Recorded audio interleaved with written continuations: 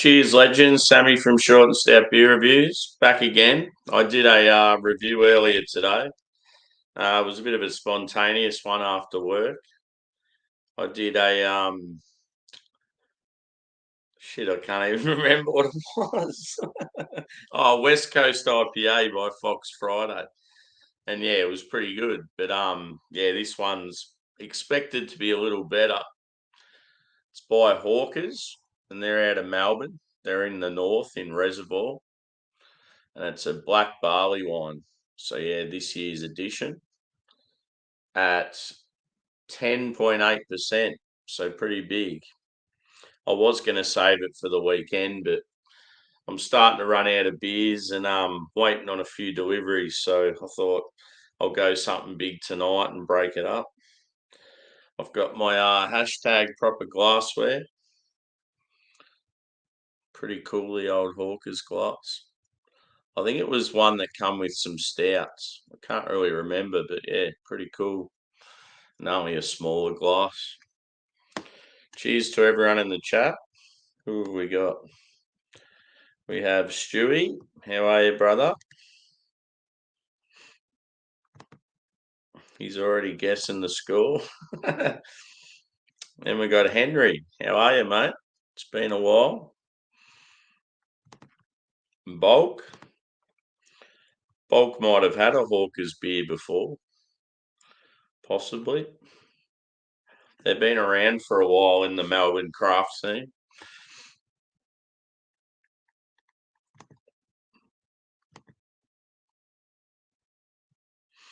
Anyway, I'll get to the beer first. So let's crack it. The last barley wine I had from these guys was really good, but it was barrel aged. This isn't barrel aged. It smells good though. I've just cracked the can. If you can see, there's a little bit sort of spilled on top. It smells amazing. So yeah, I'll save some for a photo. Let's pop that down there. Yeah, the can artwork's pretty sick.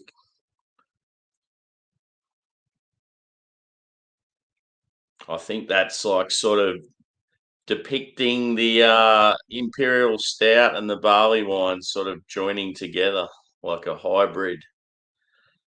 Because yeah, black barley wine, that's normally what it is. A roasty barley wine.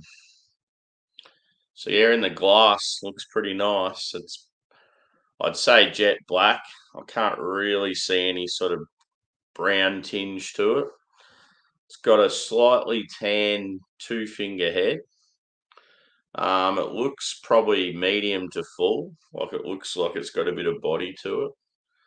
And yeah, it's sort of hard to tell with carbonation, but it looks like it's got a bit going on. Let's go a whiff. Oh, it smells really good. So you're getting caramel. You're getting chocolate, more of like a dark chocolate. I'm getting some dark fruit.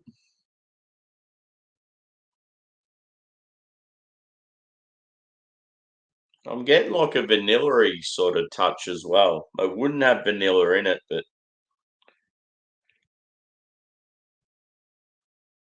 it's probably just, yeah, some sweetness maybe coming from the toffee and the fruit. There might be a touch of coffee there. But yeah, it's a good mix of like roastiness and sweetness. I'm looking forward to it. Check some more comments. Make sure I haven't missed anyone. I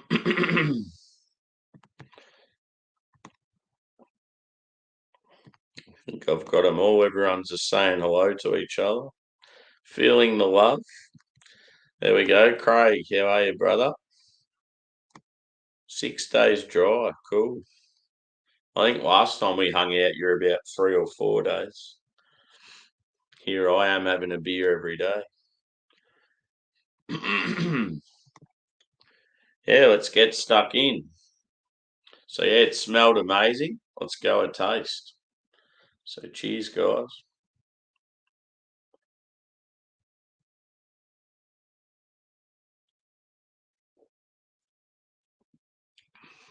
Ooh.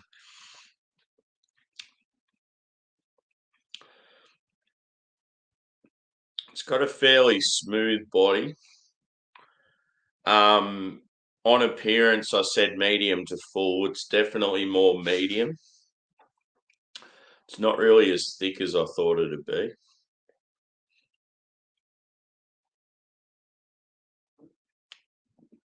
I feel like it's more roasty than sweet.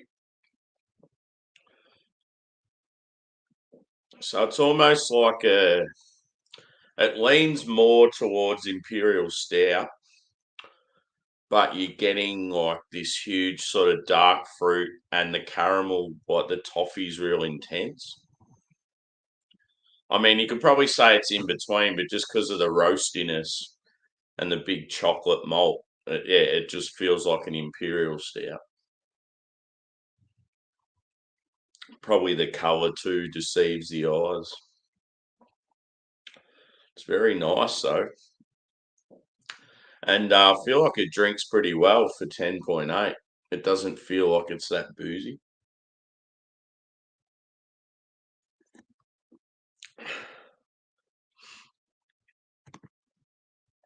Give a half pint to Geordie.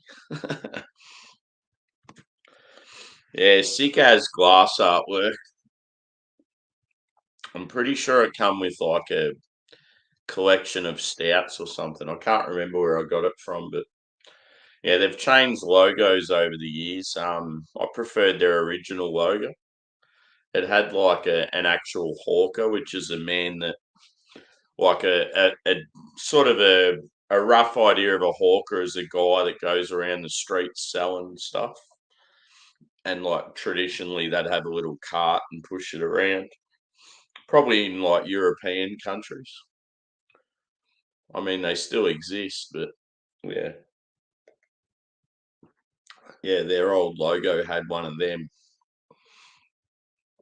And yeah, just I don't know, just had a bit more going on. This is pretty basic logo, but it's got that Australian feel just with the little star.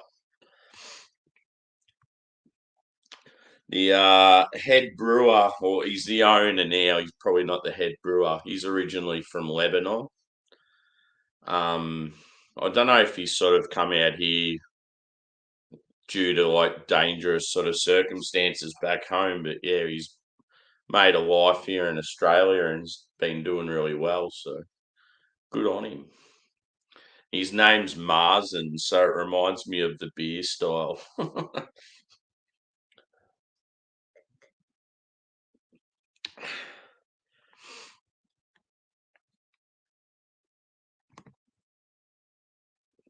Roger Ramjet, good name.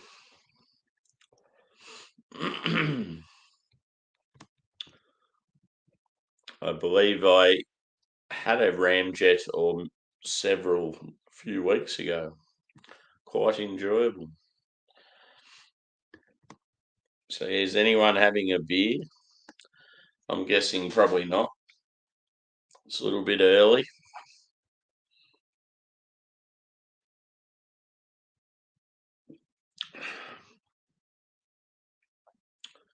Yeah, you're definitely getting that prune fig, like raisiny thing going on. Um, yeah, and you get like a little bit of tartness. The sweetness is sort of there initially, and so is the roastiness. But the roastiness is sort of more dominant. It's very like considering the style and the percentage, it's very easy to drink.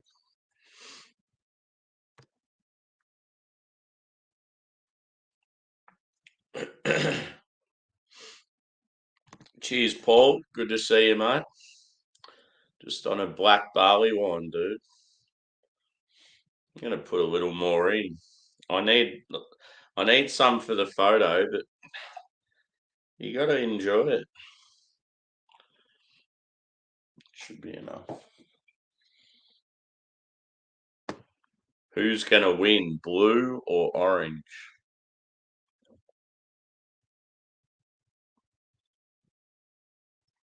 Yeah.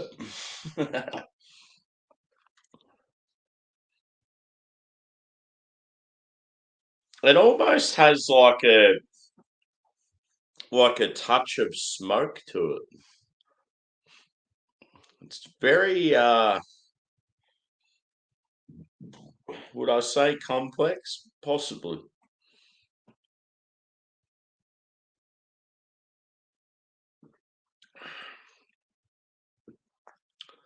Like it's almost got like when people have like particular imperial stouts and you get that sort of leathery tobacco sort of thing. It's almost like it's got a touch of that. Not so much the leather, but the tobacco. Be interesting to see what malts that it have. Like being a black barley wine, it's probably got so many complex malts. Like it, I wouldn't be surprised if there's a dozen malts in there.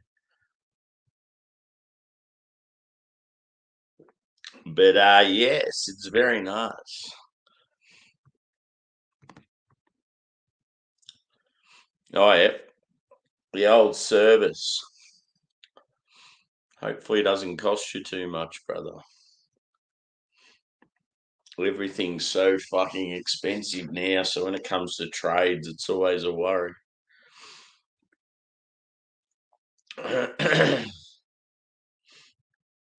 Yeah, that's what I'm thinking. Maybe like a slight touch of peated malt. But yeah, it's like dark chocolate and like your caramel toffee. It's got some sweetness from the caramel, like what you'd expect with barley wine, but it's definitely more roasty. So yeah, it's like dark chocolate, maybe a touch of coffee. Um, I'm not really getting any sort of hop character. I feel like the hops in it, whatever they'd be, they're probably just high alpha, probably in the boil just to get some bitterness. It's probably like Warrior or something like that. They might even have some English hops in there that just don't. They just sort of have that earthy sort of quality to them. Hmm.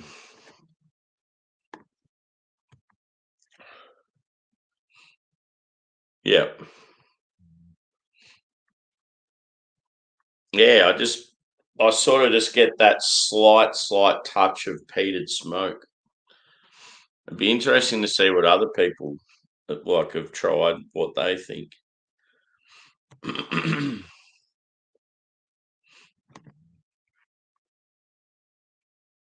Yeah,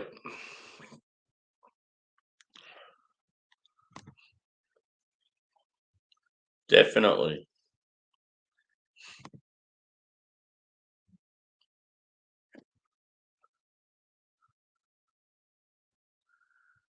Yeah, pale crystal chocolate, roasted and black.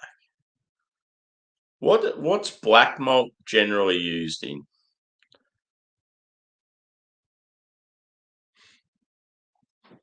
Like, is that a malt that's used often? You don't see it too much. Like, I'm assuming it's in stouts and maybe I don't know, maybe dark lagers or something like that. But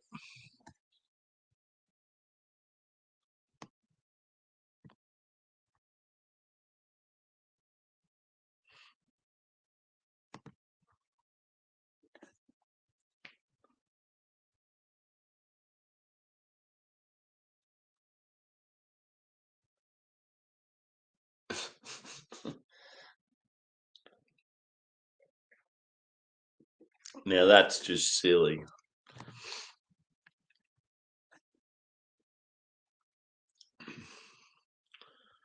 How I just can't get past that little touch of smoke. I like it. But yeah, as I said, it definitely leans more imperial stout than barley wine.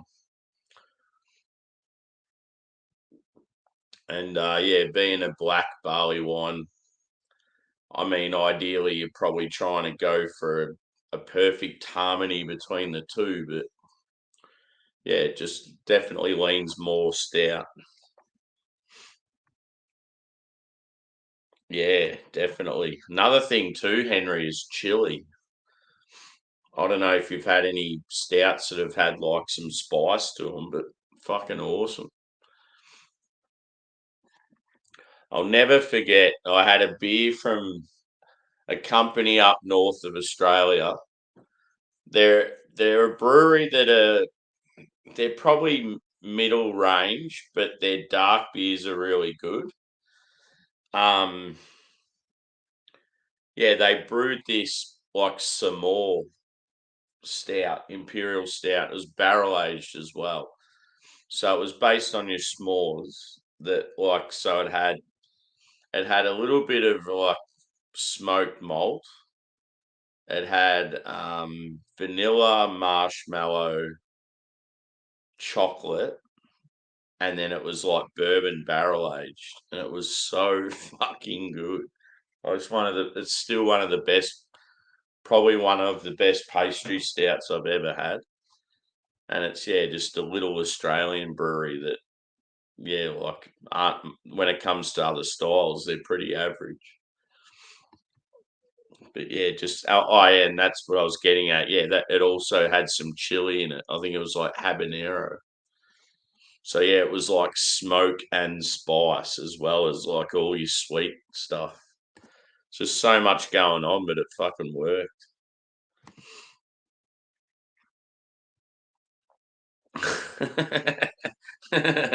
Good old 101.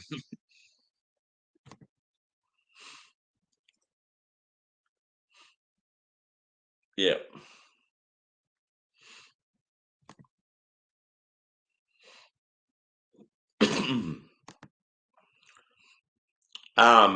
Bulk had that. Didn't he try the Don? He was a fan of that from Co-Conspirators. That was like a barrel aged stout. It's got a cool can artwork too, the Don. It's got like a mafia looking fella on the can. Looks pretty cool. I love their characters they have on their cans.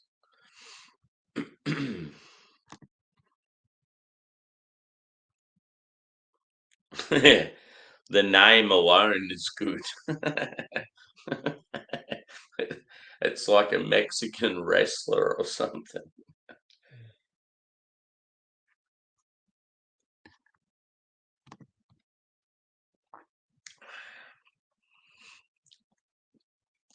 So you know when I said earlier that the booze is hidden,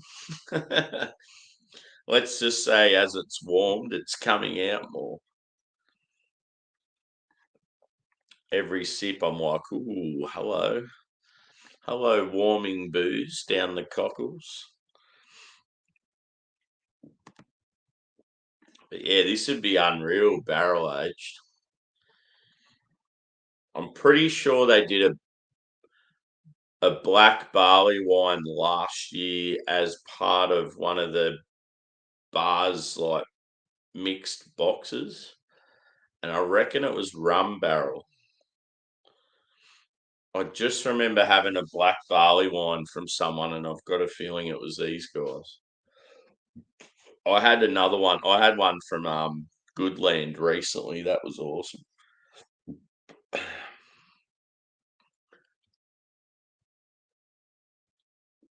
But yeah, I reckon I would score this. I'm going to say a 4.4 out of 5. It's quite nice. Some more stickiness, some more of that toffee and stickiness like a true barley wine would have elevated it a bit more. I mean, the roastiness is awesome, and that whatever that little touch of smoke is, even like the dark fruits, if they were sort of a bit more prominent. Like, yeah, as much as I love an impy stout, and it's cool that the stout characters sort of shine a little more. I think because it's meant to be black barley wine, it's like it. I sort of expected more of the barley wine feature. So yeah, but yeah, 4.4, still a decent score. A very nice beer.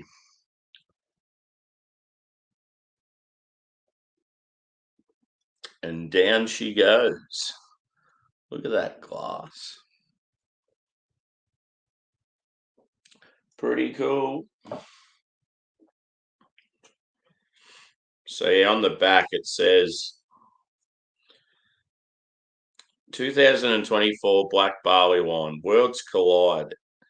Our 24 Black Barley Wine is a fusion of styles, merging the bold, unapologetic roastiness of Imperial Stout with the lush, decadent toffee and dried fruit character of barley wine. Such an unholy alliance never tasted so good. And that one thing I like with their cans is they have the like ratio of hops, malt, yeast, just to give like, especially if you're sort of a beginner to beer, can have a, if you're not a fan of hoppy beers, you could have a look on the back and go, oh yeah, that's not too bad. It's only 2 out of 5. They have the ingredients and the temperature to serve at. And then yeah, in the Australian beer scene, we have the standard drinks as well. I don't think many nations have that, which is pretty cool. Yeah, I will wrap this up. I think it's been another solid day of work and a beer afterwards. But yeah, look out tomorrow. I'm going to do Freaky Friday, which is Banks and Range doing each other's beers. So yeah, let's see how they sort of go, because the two beers they're doing are like sort of some of their most popular limited releases that I've tried multiple times. So it's going to be interesting to see how each do the other one's beer. And yeah, I'll do both of them together, and yeah, I think they're similar beers too. Like I'm pretty sure they're both Citra and Mosaic hazy IPAs. So yeah, it should be pretty cool. And then on the weekend, I'm not sure what's happening. Might go live at some stage, do a hangout. Possibility of doing a Three Fontaine stream with Josh and a few others. So look out for that. So yeah, thanks everyone for chiming in. And yeah, the score I gave that was 4.4. So yeah, if anyone's in Australia or even Asia now, I think you can get Hawkers. Give that one a whirl. So yeah, cheers, peeps, and we'll see you on the next.